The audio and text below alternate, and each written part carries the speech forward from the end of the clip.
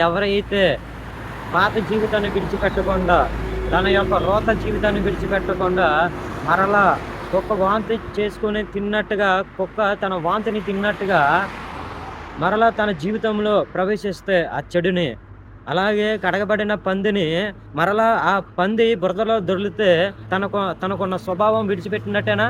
కాదు కదా!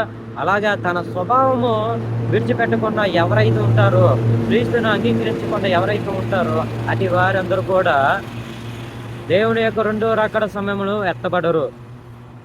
దేవుని యొక్క రెండో రాకడ సమయంలో ఎత్తబడరు.